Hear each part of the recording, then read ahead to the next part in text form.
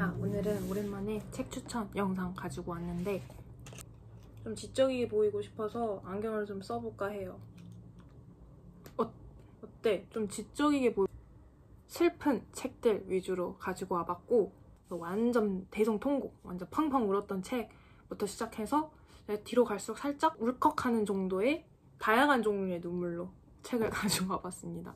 자, 먼저 1번은 프로젝트 헤일 메리, 지구를 구하기 위한 우주 임무를 다룬 과학소설입니다. 여전히 인기가 엄청 많더라고요. 제가 도서관에서 빌려오고 싶었는데 보여드리려고 완전 벽돌책이거든요. 700페이지.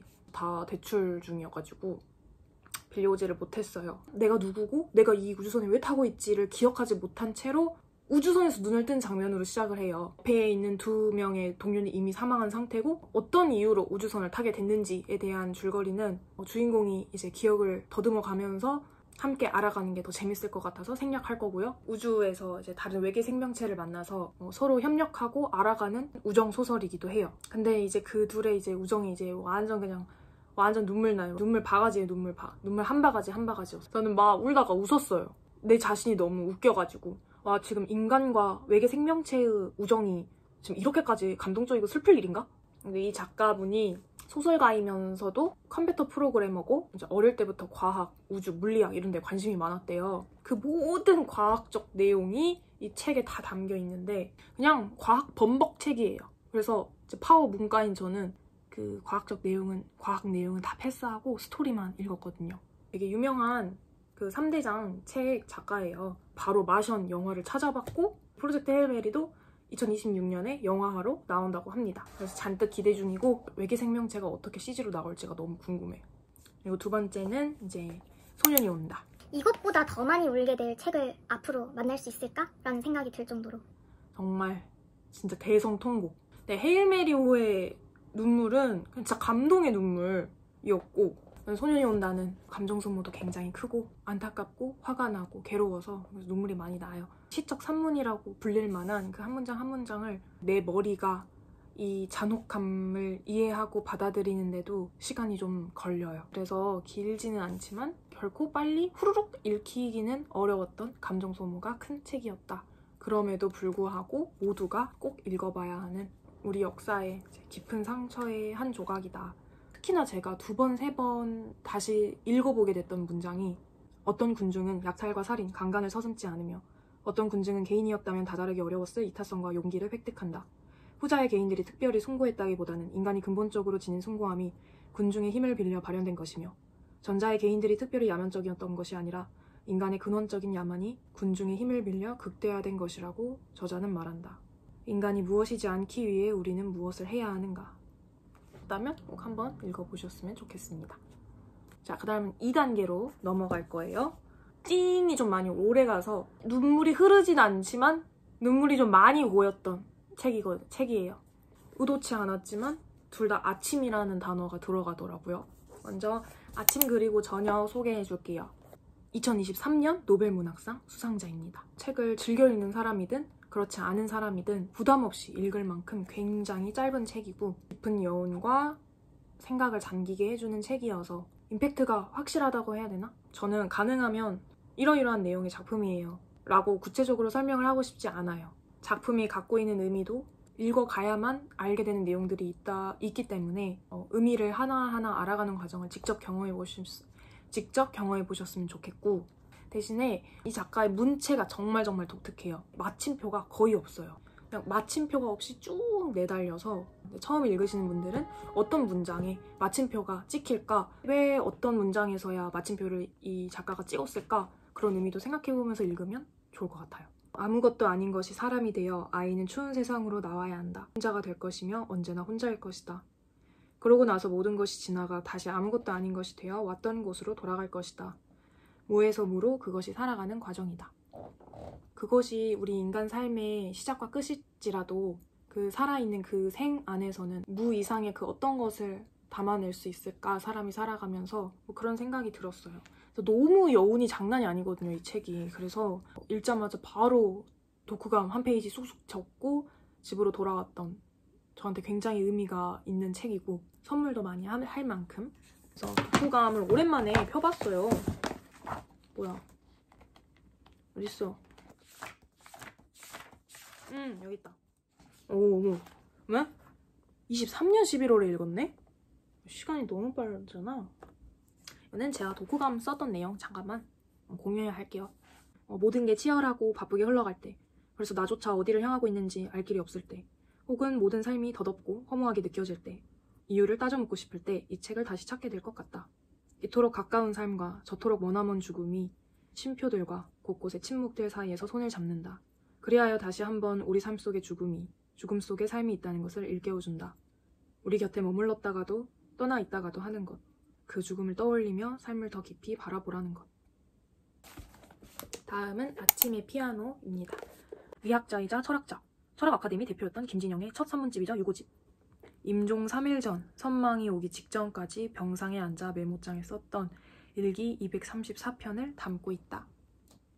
병상일기죠. 병상일기. 저번에 올라간 이제 북스테이에서 폴로로 읽은 책이에요. 미워하면서도 사실 깊이 사랑했던 세상에 대해 나만이 쓸 수 있는 한 권의 책을 써야 하지 않을까라는 생각이 들어서. 미워하면서도 사실 깊이 사랑했던 세상에 대해 나만이 쓸 수 있는 한 권의 책. 스스로의 어리석음이 낙담스럽다. 그래도 결국 지나갈 거라는 걸 안다. 그럼에도 끝끝내 승리하겠다는 단단한 마음. 한 페이지의 문장이 서너 줄밖에 안 되는데도 속도가 잘 안 나요. 읽는데 마음이 좀 아파서. 그래서 꼭 종이책으로 읽어보셨으면 좋겠어요. 너는 초대받은 손님이다. 귀한 손님답게 우아하게 살거라. 작가 본인과 비슷하거나 또는 또 다른 방식으로 존재 위기에 처한 이들에게 위안의 독서가 되길 바란다는 작가의 말이 있었어요. 그래서 혹시 내가 너무너무 힘들고 지칠 때 이 책을 다시 한번 찾아 읽게 되지 않을까 생각이 들었고, 돌아보면 살아온 일들이 꿈만 같아서 모두가 고맙다. 우리는 모두 특별한 것들이다. 그래서 귀하고 귀하다. 임종 3일 전까지 적으셨다는 그 마지막 일기의 마지막 한 문장을 보는데 눈물이 그냥 핑 돌더라고요. 꼭 마지막까지 잔잔하게 읽어보셨으면 좋겠습니다.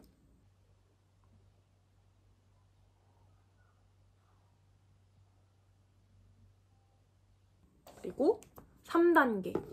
이 두 권은 제가 평소에 막 찾아 읽는 스타일의 책들은 아니에요. 근데 이것저것 보다가 다른 분들이 많이 추천을 하시길래 궁금해서 읽어봤는데 또 조금 울컥 하는 정도의 3단계로 들고 와봤고, 먼저 아침을 볼 때마다 당신을 떠올릴 거야. 사람들의 그 감정을 건드리는 소재 있잖아요.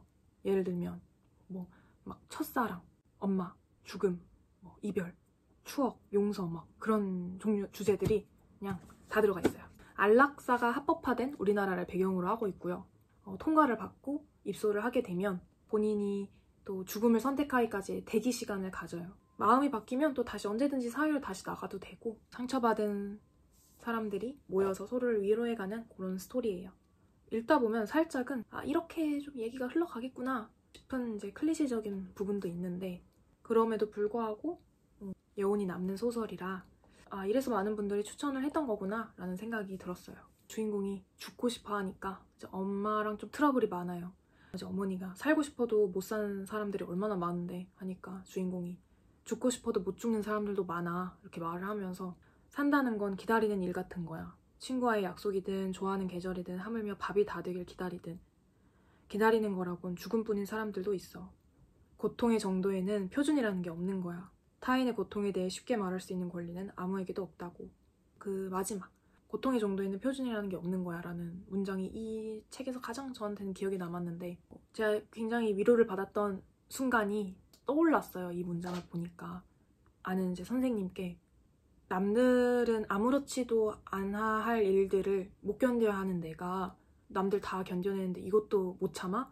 라고 느껴지는 내 자신이 너무 나약한 것 같다 라고 말씀을 드린 적이 있는데, 선생님이 정확히는 기억이 잘 안 나는데 너 손가락에 박힌 가시가 아프면 아픈 거다.